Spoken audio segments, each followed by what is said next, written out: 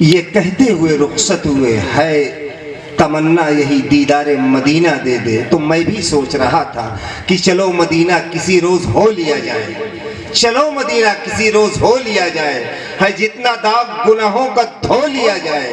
چلو مدینہ کسی روز ہو لیا جائے، ہے جتنا داغ گناہوں کا دھو لیا جائے، اور تمام عمر نہ آئے خیال جنت کا، تمام عمر نہ آئے خیال جنت کا، جمال گنبد خضرا میں کھو لیا جائے۔ اور نبی کا خواب میں دیدار ہو بھی سکتا ہے، نبی کا خواب میں دیدار ہو بھی سکتا ہے، درود پاک پڑھ کر اگر سو لیا جائے۔ اور آگے بڑی جسارت سے ساتھ یہ کہنے کی کوشش کر رہا ہوں کہ گزرے جو ایک شام مدینہ شریف میں، گزرے جو ایک شام مدینہ شریف میں، بن جائے بگڑا کام مدینہ شریف میں۔ وہ سرزمین جائے ادب ہے جان لو، وہ سرزمین جائے ادب ہے جان لو، چلنا نہ تیز گام مدینہ شریف میں۔ اور رو کر میرے بلال نے سب کو رلا دیا، رو کر میرے بلال نے سب کو رلا دیا، لے کر نبی کا نام مدینہ شریف۔ آئیے اب بڑی جسارت کے ساتھ اس مقدس سرزمین پر لیے چلتا ہوں جسے ہم اور آپ سید سالار مسعود غازی علیہ الرحمہ کی سرزمین کے نام سے جانتے ہیں۔ اس سرزمین کے گوہر آبدار ایک قیمتی انمول نگینہ، آپ کی اس مجلس کی آخری کڑی، ان کے حضور پہنچنے کی جسارت کر رہا ہوں کہ حضرت والا سے میں ملتمس التماس کر رہا ہوں، حضرت والا آئے اپنے حکیمانہ کلمات، مفید تاثرات اور قرآنی آیات سے ہم سامعین کو منور و مجلہ فرمائیں۔ حضرت مولانا عطا اللہ صاحب قاسمی بہرائچی، سابق استاد مدرسہ اسلامیہ معین الاسلام میں۔ بسم اللہ الرحمن الرحیم۔ الحمدللہ وکفا والصلاة والسلام علی سید الحبیب المصطفى وعلى آلہ واصحابہ نجوم الہدى وقادۃ التقى۔ رب اشرح لی صدری ویسر لی امری واحلل عقدۃ من لسانی یفقہوا قولی۔ اما بعد، قال اللہ تبارک و تعالی: اعوذ باللہ من الشیطان الرجیم، بسم اللہ الرحمن الرحیم۔ اہدنا الصراط المستقیم صراط الذین انعمت علیہم۔ وقال اللہ تبارک و تعالی: یا ایھا الذین آمنوا اطیعوا اللہ واطیعوا الرسول واولی الامر منکم۔ وقال اللہ تبارک و تعالی: واعف عنا واغفر لنا وارحمنا انت مولانا فانصرنا على القوم الكافرين۔ قال النبي صلى الله عليه وسلم: من احب سنتي فقد احبني ومن احبني فكان معي في الجنة۔ وقال النبي صلى الله عليه وسلم: الدعاء مخ العبادة، او كما قال عليه الصلاة والسلام۔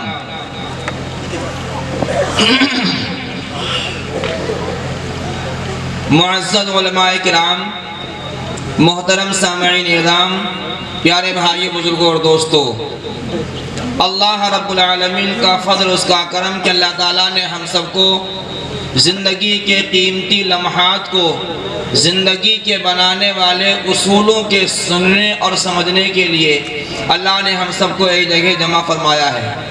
اللہ ہم سب کی اس بیٹھک کو قبول فرمائے۔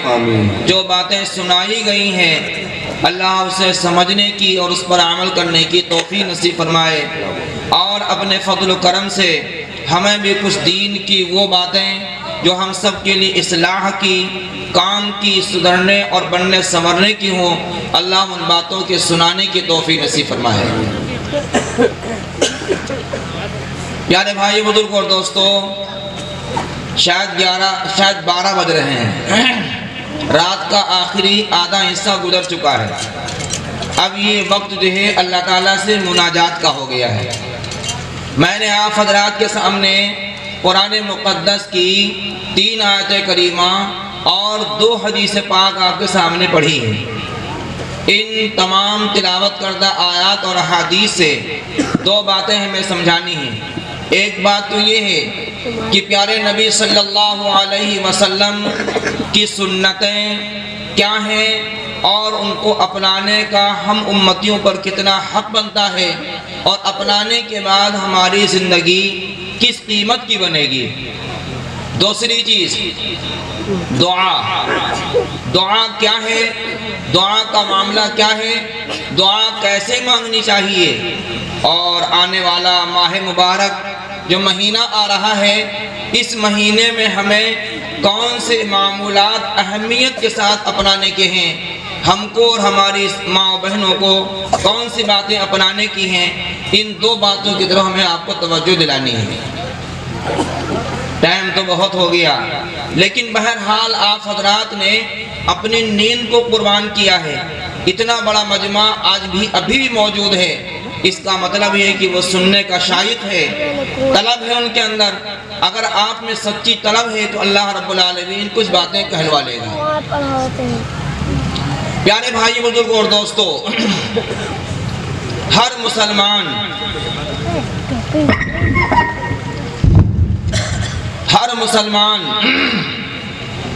نماز پڑھتا ہے، چاہے وہ سال بھر کی نماز پڑھتا ہو، چاہے وہ ہفتے کی نماز پڑھتا ہو، اور چاہے وہ روزانہ کے ایام کے اندر 3 وقت کی یا 2 وقت کی نماز پڑھتا ہو۔ ہر نمازی نماز جب پڑھتا ہے تو اس کے لیے نماز میں سورہ فاتحہ یعنی الحمد شریف کا پڑھنا اس کے لیے لازم اور ضروری ہے۔ نماز کوئی سی بھی ہو، فرض ہو یا واجب ہو یا سنت ہو یا نفل ہو، فرض کی پہلی 2 رکعتوں کے اندر سورہ فاتحہ کے ساتھ سورت کا ملانا بھی ضروری ہے، اور بعد کی 2 رکعتوں کے اندر 4 رکعت والی میں بعد کی 2 رکعتوں کے اندر سورت ملانا ضروری نہیں، لیکن سورہ فاتحہ کا پڑھنا سنت ہے۔ اس کے علاوہ جتنی بھی نمازیں ہیں، واجب کی نمازیں 3 رکعت، سنن کی نمازیں 4 یا 2 رکعتیں، نفل کی نمازیں 2 ہوں 4 ہوں 6 ہوں، تراویح ہو، ہر نماز میں نمازی کو سورہ فاتحہ پڑھنا ضروری ہے۔ بغیر سورہ فاتحہ پڑھے ہوئے اس کی نماز مکمل نہیں ہوگی۔ ہم اور آپ سورہ فاتحہ پڑھتے ہیں، سورہ فاتحہ کی 4تھی آیت ہے اہدنا الصراط المستقیم، پہلی آیت ہے الحمدللہ رب العالمین، دوسری آیت ہے الرحمن الرحیم، تیسری ہے مالک یوم الدین، اور 4تھی آیت ہے اہدنا الصراط المستقیم، ایاک نعبد و ایاک نستعین، 5ویں آیت ہے اہدنا الصراط المستقیم۔ ہر نمازی اپنی نماز میں کھڑے ہو کر کے وہ اس آیت کریمہ کو پڑھتا ہے۔ اللہ تعالیٰ اپنے بندوں کو اس بات کی تلقین کرتا ہے کہ میرے بندو تم پاک ہو کر کے میرے پاک گھر میں میرے حضور میں آ کر کے ادب کے ساتھ ہاتھ باندھ کر کے تم کو مجھ سے یہ فریاد کرنی ہے کہ پروردگار عالم مجھے سیدھا راستہ چلا، سیدھا راستہ چلا۔ پیارے بھائی بزرگوں اور دوستو، عام طور سے مسلمان یہ سمجھتے ہیں کہ اہدنا الصراط المستقیم میں جس دعا کو مانگنے کا ادب اور مانگنے کی تلقین اللہ نے فرمائی ہے وہ صرف دین کا راستہ ہے۔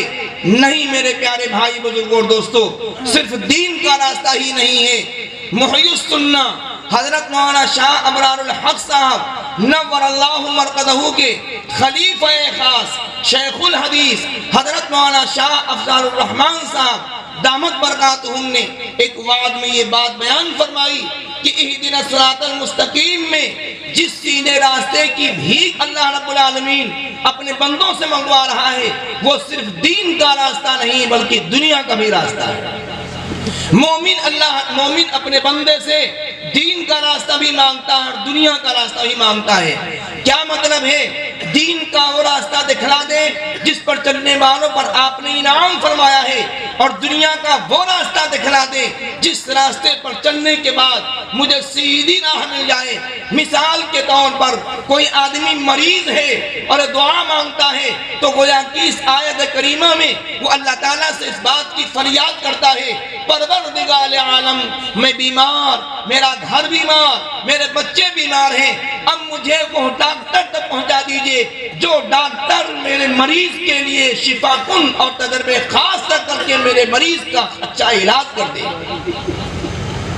کسی معاملے میں کے اندر ہم ملوث ہیں، مشورہ چاہتے ہیں، بندہ اس آیت کریمہ میں اللہ سے اس بات کی فریاد کرتا ہے، پروردگار عالم مجھے اس معاملے کے اندر ایسے مشیر کی رہنمائی کر دے جس کا مشورہ ہمارے لیے مفید اور کارآمد ہو۔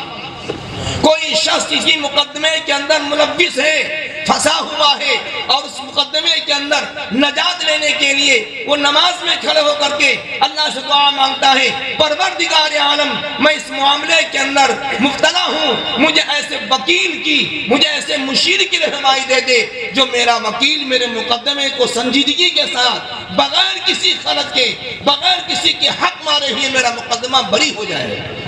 اس آیت کریمہ میں بندہ دین کا دنیا کا دونوں راستہ اللہ رب العالمین سے مانگتا ہے۔ مسلمانوں، جب تم نماز میں کھڑے ہو اور اس دعا کو اور اس آیت کریمہ کو پڑھو تو دل کے حضور کے ساتھ اللہ سے دعا کرو، پروردگار عالم میں تیرے دربار میں آیا ہوں، تیری بندگی کرنے کے لیے آیا ہوں، با ادب کھڑے ہو کر کے آپ سے مانگتا ہوں، زندگی لمبی ہے، حالات بہت ہیں، کس راستے پر چلیں، دین اور دنیا کے ہر اس راستے کی رہنمائی فرما دے جو دنیا کے اعتبار سے بھی دین کے اعتبار سے ہمارے لیے مفید اور کارآمد ہو۔ اللہ رب العالمین ہم سب کو سمجھ نصیب فرماوے۔ محی السنہ حضرت مولانا شاہ ابرار الحق صاحب نور اللہ مرقدہ نے فرمایا، اہدنا الصراط المستقیم، جو بندہ دین کے اعتبار سے سیدھے راستے کی بھیک مانگتا ہے، فرمایا محی السنہ حضرت مولانا شاہ ابرار الحق صاحب نور اللہ مرقدہ نے کہ عمل سنت ہی صراط مستقیم ہے۔ جس آدمی کو سیدھے راستے کی جستجو ہو وہ کہیں نہ جائے، کسی در پہ جانے کی ضرورت نہیں ہے، وہ صرف رسول اللہ صلی اللہ علیہ وسلم کی زندگی کو پڑھے، معمولات کو دیکھے اور ان معمولات کو اپنی زندگی میں لائے۔ خدا پاک کی قسم، سنت پر عمل کرنے والا شخص زندگی کے کسی حصے میں موت سے پہلے وہ گمراہ نہیں ہو سکتا۔ جن لوگوں نے سنت کے راستے کو چھوڑا ہے وہ گمراہ ہوئے ہیں، جن لوگوں نے سنت کے راستے کو پکڑا ہے وہ گمراہ نہ ہوئے ہیں، نہ ہوں گے۔ فتنہ قادیانیت جب عروج پر آتی ہے، لوگ فتنہ قادیانیت کو ختم کرنے کے لیے اس قادیانی کو ختم کرتے ہیں۔ ایک بڑے عالم نے ایک پتے کی بات کہی، ہر مسلمان اپنے گھر کے اندر سنت کی باتیں کرے کہ یہ میرے نبی کا طریقہ ہے، یہ طریقہ میرے نبی کا ہے، پانی پینے کا طریقہ میرے نبی کا ہے، کپڑا پہننے کا طریقہ میرے نبی کا ہے۔ جس گھر کے اندر، جس معاشرے کے اندر، جس مسجد کے اندر، جس مدرسے کے اندر نبی پاک صلی اللہ علیہ وسلم کی سنتیں بتائی جائیں گی، اس گھر کے اندر، اس مسجد کے اندر کسی بناوٹی پیغمبر اور کسی بناوٹی نبی کے ماننے والے پیدا ہو ہی نہیں سکتے۔ آج امت سنت کو چھوڑ کر کے اپنے من مانے راستے پر چل رہی ہے۔ یاد رکھنا مسلمانوں، جو راہ تم سنت کو چھوڑ کر کے اپناؤ گے، اللہ پر قیامت کے میدان میں سوال فرمائے گا۔ میں نے اپنے مقدس کلام کے اندر یہ بات عرض کر دی تھی اور یہ بات بتا دی تھی کہ تمہیں اپنی زندگی گزارنے کے لیے کوئی آئیڈیل، کوئی نمونہ چاہیے، اور میں نے تمہارے لیے محمد رسول اللہ صلی اللہ علیہ وسلم کی 23 سالہ زندگی قیامت تک کے آنے والے انسانوں کے لیے آئیڈیل اور نمونہ بنا کر کے پیش کر دیا تھا۔